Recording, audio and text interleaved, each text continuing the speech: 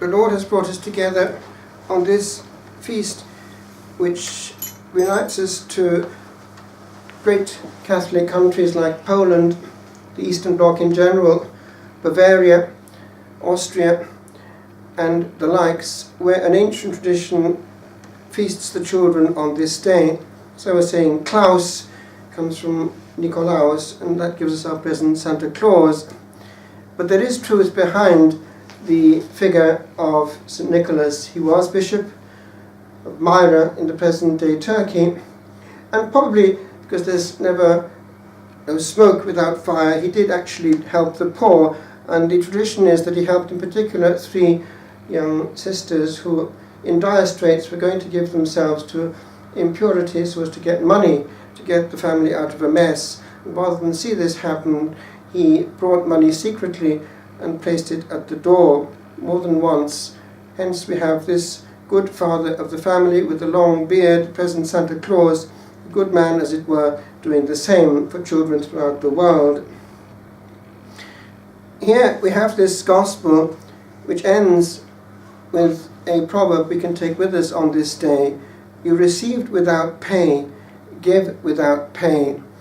Because this, whether it be on this day or Christmas coming shortly, when giving is very much the centre of attention because it involves purchasing and calculating, programming and foreseeing what will interest and please, is something which fills our minds in the next few weeks, and in the consequence also as we see the reactions on beaming faces of little children. Creating joy is almost sacramental. We are an expression of the goodness and generosity of the one that is the author of all life, and therefore joy. And Christmas, if it's not a time of joy, is self-defeating. Hence it is that to make of this element of giving something which does not bring joy, but tension, pain, and distress, is completely topsy-turvy, and it happens that in fact we get to Christmas itself so distressed, stressed indeed, that Christ is not even thought about on Christmas Day. And so what are we preparing for? I would just like to dwell for a few seconds on this question of creating joy and also giving the right gift.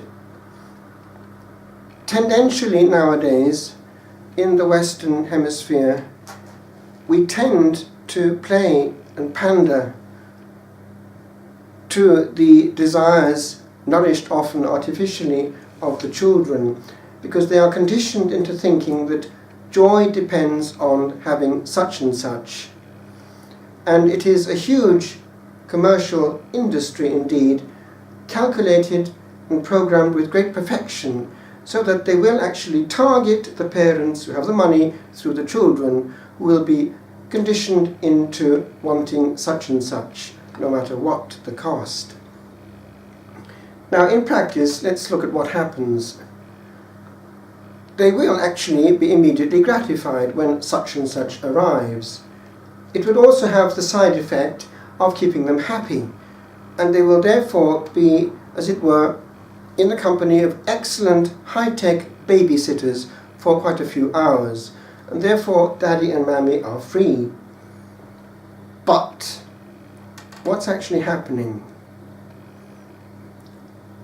Give them something which, for instance, creates a modern psychological addiction to a screen, to heavy bombardment, to the adrenaline flowing through winning always some battle, a game, then what have we down the line? A zombification of our angels. Children no longer able to sit quietly with nothing more exciting than the words on a page. Children unable even to sit still in a classroom. Children certainly not able to be content with very little at home.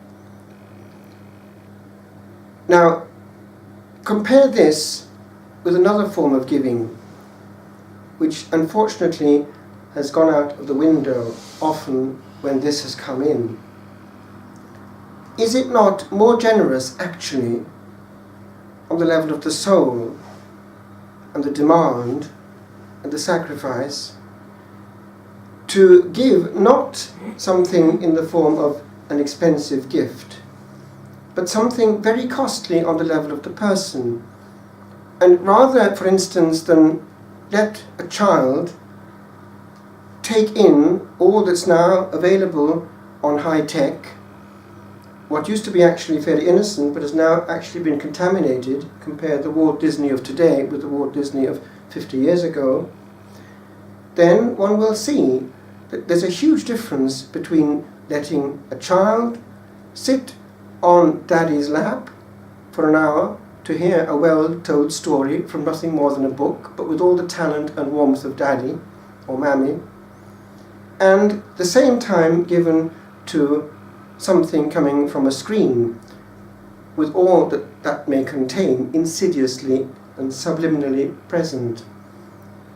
In the first case, one has, over that hour of sitting on daddy's lap, the best of daddy being pulled out as a storyteller, as a humorist, as daddy, heart to heart, physical contact to physical contact, which down the line will come back in the form of what?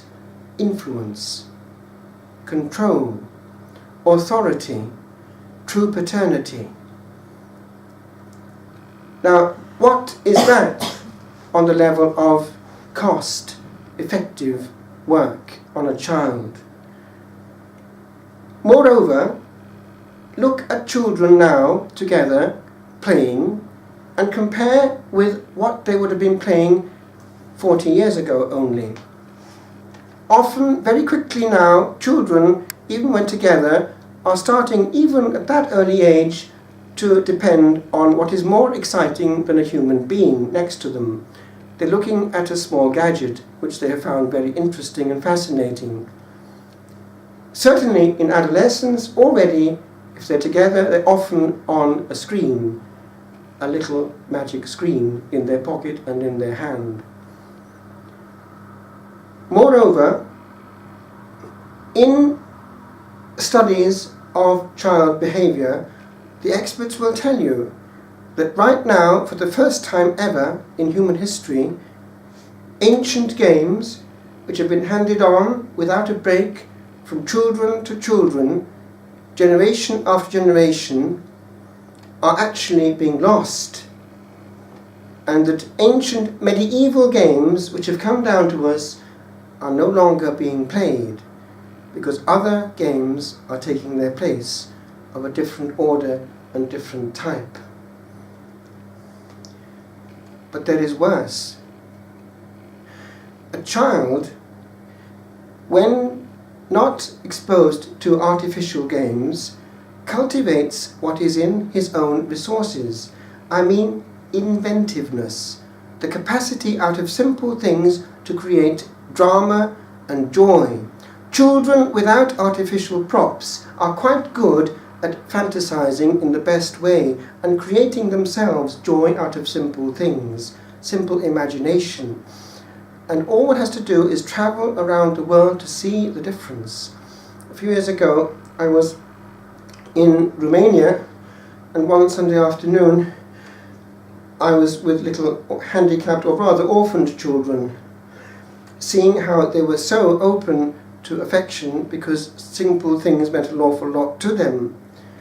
And another day with the nuns, we had these other orphans with us, or even actually ordinary children who had been sent by parents to have good company for that afternoon, and we noticed that about 20 children altogether from the age of 4 to 22, and including 2 or 3 or 4 gypsies amongst them, were able to play without any gadgets at all. Very lively, simple, and actually amusing games with us and the sisters, and very happy to do so. There was no money, but there was human talent and simple joy. Give the child all he wants, and it's a formula for wanting more. Never satisfied, the creation of all except joy. creating indeed future centers of the solar system.